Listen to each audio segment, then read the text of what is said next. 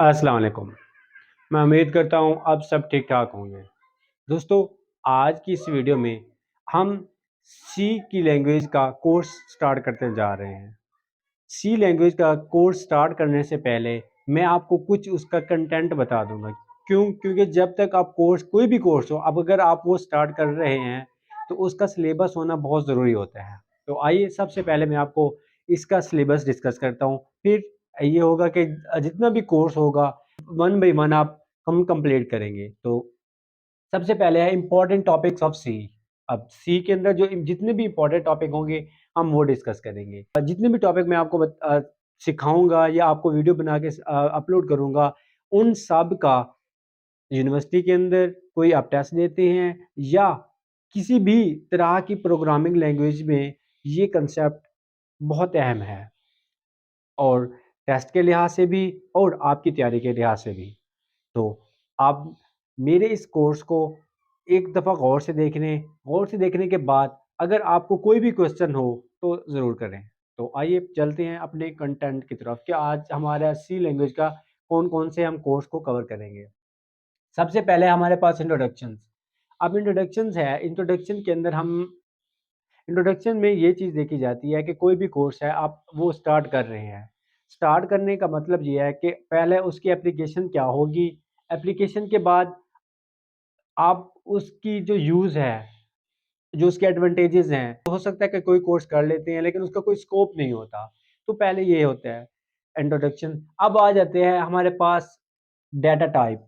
अच्छा, data type में क्या आ जाता है? डाटा टाइप में हमारे पास आ जाता है इंटीजर, कैरेक्टर और फ्लोट।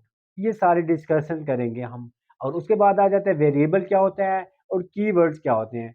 अब देखिए, कीवर्ड सी के अंदर जो कीवर्ड्स की तादाद होती है वो है 32।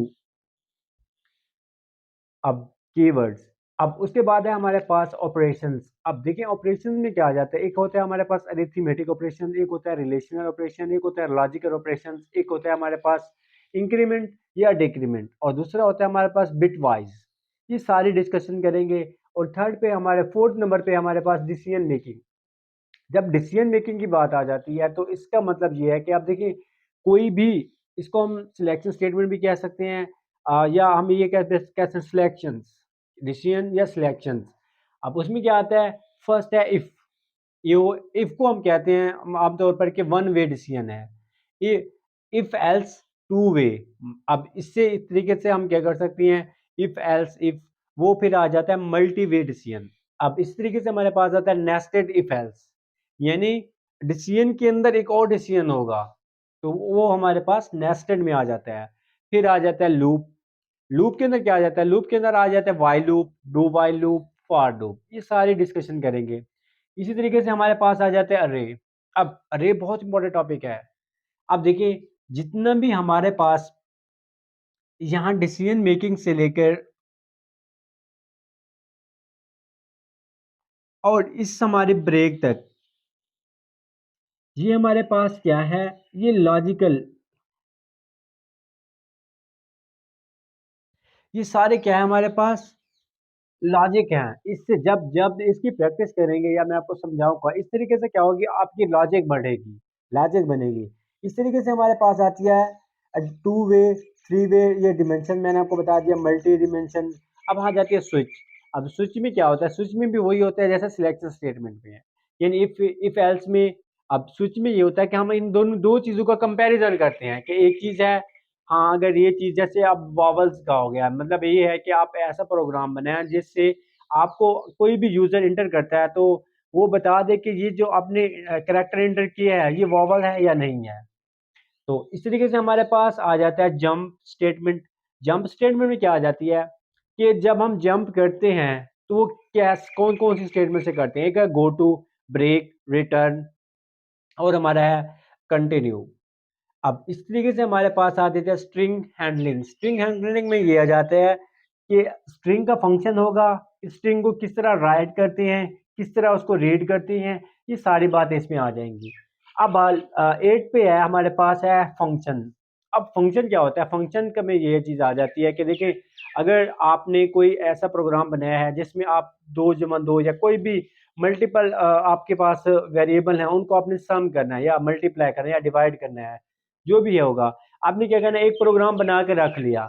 अब क्या करते हैं, जब उस चीज़ की ज़रूरत पड़ती है, अब वो क्या करते हैं, उस प्रोग्राम को कॉल कर देते हैं और वो प्रोग्राम क्या करता है, वो सारे जितने भी एग्जीक्यूशन होते हैं वो परफॉर्म कर रहा होता है। इसमें आ जाते हैं हमारे पास इसमें आ जाते हैं हमारे पास कि फंक्शन की टाइप आ जाएंगी। फिर फंक्शन की टाइप कितनी है, एक दो टाइप होती हैं। एक होता है हमारे पास प्री डिफाइंड फंक्शन, एक होता है हमारे पास user defined function. Predefined में ये आ जाता है कि वो पहले से ही डिफाइन किया होता है। यूजर डिफाइंड ये होता है कि यूजर खुद डिफाइन करता है। इस तरीके से हमारे पास आ जाती है कैटेगरी के जो हमारे पास फंक्शन है इसकी कितनी कैटेगरी हैं। इसकी 4 कैटेगरी होती हैं वैसे। और इस तरीके से हमारे पास होते हैं कॉलिंग मेथड कि इसको हम किस तरीके से कॉल कर सकते हैं। इसके हमारे पास 2 मेथड होते हैं। इस तरीके से हमारे पास है रिकर्शन।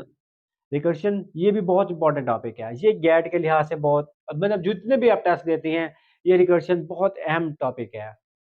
इस तरीके से हमारे पास आ जाता है पॉइंटर। अब पॉइंटर क्या होता है, पॉइंटर को हम क्या करते हैं, पॉइंटर विद अरे pointer with function, pointer with structure. Structure में वही आ जाता है जो इफ एल्स वाली कंडीशन आ जाती है। इस तरीके से हमारे पास आ जाता है फाइल मैनेजमेंट। अब फाइल मैनेजमेंट में आ जाता है कि फाइल मैनेजमेंट का फंक्शन कि फाइल मैनेजमेंट कैसे बनाते हैं। अब फाइल मैनेजमेंट ऑपरेशन, ऑपरेशन में बात कोई भी आ जाए उसमें ये होगा कि हम फाइल को किस तरह कॉपी करते हैं, किस तरह ओपन करते हैं, किस तरह क्रिएट करते हैं, किस तरह एडिट करते हैं। ये सारी बातें हम हमारी आ जाती है फाइल ऑपरेशन में। तो ये था हमारा का कोर्स सी का।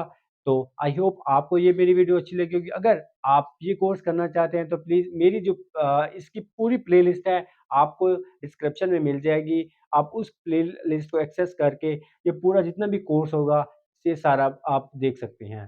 Thank you. अगर आप नए हैं तो प्लीज़ मेरे इस चैनल को लाइक करें, सब्सक्राइब करें और बिल वाले आइकन को ज़रूर दबाएँ ताकि जो भी मेरी वीडियो यहाँ से अपलोड हो, सबसे पहले आपके पास आ जाए। Thank you for watching.